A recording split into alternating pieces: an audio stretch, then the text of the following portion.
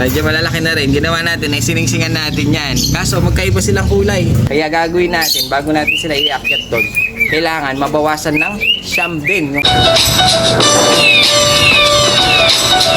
So yun mga kasiko, dahil wala tayong bagsak na kalapati ngayon, nakakainip. Dahil dito sa pwesto, wala talagang laman. Dahil nga naupo, sold out mga kasiko. Kaya gagawin natin, sisilipin na lang natin yung mga young bird natin. Ang lalaki na nila mga kasiko. Ngayon, kung ilan yung bilang ng mga napaanak natin na ilalagay natin sa Taiwan Loft, yun yung tatanggalin nating matatanda. Bali, kasi hindi pwedeng maging crowded sila dun sa ating Taiwan Loft dahil sa sobrang laki ng Taiwan Loft natin mga kasiko, hindi sila kasya. Nakita nyo naman yung Taiwan Loft natin mga kasiko, mas malaki pa yun kay Ega Yap. So ayan, dyan na lang gagawin natin dahil nga nakakainip, sobrang nakakainip lalo na pag ganitong alas 2 ng tanghali, tapos wala pa tayong kalapating nakikita dito sa pwesto. Nakakainip, lalo na mag-isa lang ako, si Mrs. may sakit, inaalagaan pa niya yung mga bata mga kasiko. So yun, silipin natin yung mga young bird natin na ang lalaki na. Yan kaya. Isahin natin dito sa ating nag-iisa lang yung anak niya. Sige, kamukha na niya. Nakatsamba tayo isa. Bali, ito yung young bird ng isa. Yan yung parents nila. Bali, ito yung ating young bird. Kamukha na nga niya. Ay, mga singko. Sakto-sakto meron tayo isang lilipad. Malapit ko na itong iwalay. Kaya, meron na tayong iwawalay. Be-break na natin. Baka hindi na natin papipisain yan. Tatanggalin na natin mga singko. Hintayin ko lang na tumuka itong young bird nila. Ngayon, yung isa, ito, silipin natin yung sa puti. Ito naman yung sa mga white na kalapati natin. Ayan. Dalawa. Bali, malalaki na rin. Ay, nasingsingan na natin. Mga kasiko. Makita nyo yung buhangin. Napalitan ng tae. Mga kasiko. Hindi na natin napapalitan. So, ayan mga kasiko. Bali, dalawang puti. Yung inanak nitong ating dalawang puti rin. Ayan. Bali, meron silang dalawa. Bali, tatlo na. Yung young bird natin na iaakyat kapag naglakihan tong mga to sa ating Taiwan Loft. Ayan, silipin natin itong isa. Ito, binrake ko na nga itong, ito, dahil malalakas na kumain yung mga young bird niya, malapit-lapit na natin itong ilipat. Pero gagawin natin, sasabay-sabay ko na. Binrake ko na nga yung cup. Ayan, yung hen na lang ang nagsusubo, mga singko. Dahil malaki na itong kanilang anak. Malakas na kumain. Sila na mismo ang kumakain, pero sinusubuan pa rin ng konti ng magulang. Ayan o, yung isa blue bar, white flight. Bali, ito yung panglima natin mga singko. Ganda. Ayan o, lalaki na nila, tsaka healthy. Makikita nyo healthy dahil sabay na sabay sila lumaki. Ayan o, galing magsubo talaga nito mga to. Pwedeng gawin sitter pa. Bali, ito yan pang ano natin, pang 5 na young bird mga singko. Isang blue bar, isang checkered. Tapos yung dito natin, ito, yung na-videohan natin na parehas blue check. Medyo malapit na rin lumaki yung kanilang anak na parang opal pa. Ayun o. Ayun yung kulay o. Parang mga brown yung pagka-checkered niya. Parang opal pa to. Ito yung gusto kong hintayin na mag full grown. Kasi hindi ko pa masyado maaninag. Pero meron na siya mga pula-pula. Ayun o. Kaya kung may alam kayo kung anong magiging kulay nito, pwedeng paki-comment na lang mga singko. Nasingsingan na rin natin to. Ganda ng kulay.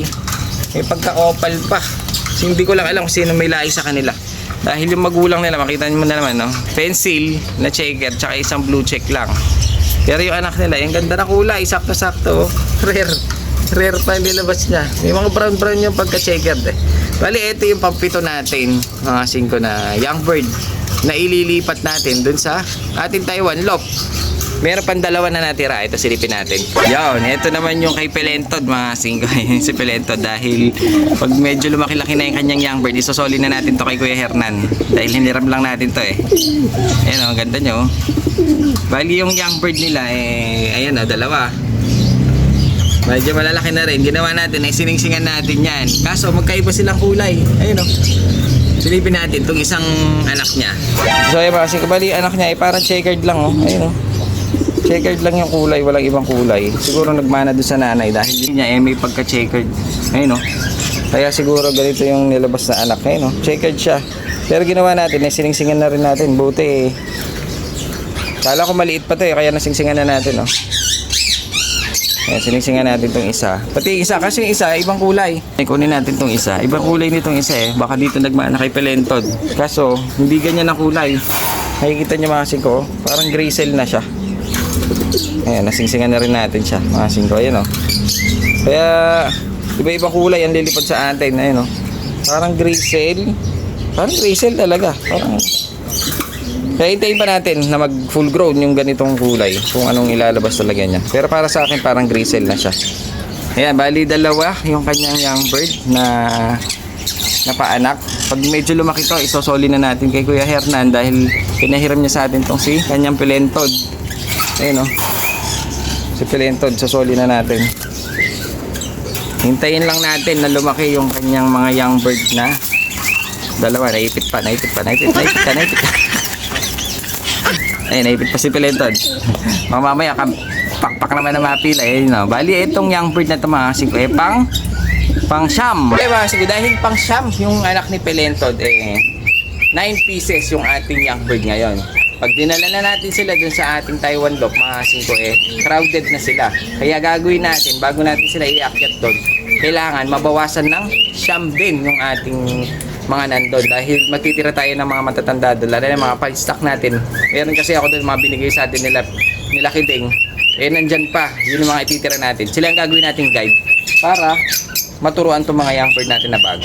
Ganun ang gagawin natin mga kasing ko. Tapos sa susunod na magsasalang tayo, pag tumanda na sila naman yung pamimigay natin. Yun namang mga bago ang ilalagay natin doon sa ating Taiwan loop dahil nga hindi tayo nakakapaglaro. Pero magsasalang ako mga kasing ko na panglaban, pero ipapalaro natin sa mga tropa. Yun ang gagawin natin mga kasing ko para masubukan na may ibang line na nandito. So ayan mga kasing ko, nakita niyo naman yung mga young bird natin malulusog na inakay dahil medyo alagang-alaga ito mga kasing ko. Vitamins, minerals ang saka syempre importante pa rin yung gatas ng ina. Gatas ng ina. Gatas ng ina! Gatas ng ina! Yung mga parents ang hindi natin pababayaan sa mga supplement dahil sila ang nagsusubo dun sa mga young bird nila mga kasing ko. Makikita nyo mga healthy. Meron tayong siyam na lilipad na bago na tuturuan ng mga matatanda natin matitira doon sa ating Taiwan loop.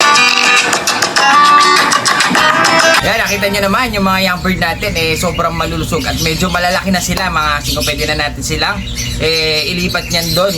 Mga ilang linggo na lang pwede na natin silang ilipat doon sa ating Taiwan loop. Ang tanong paano kaya yung mga tatanggalin natin?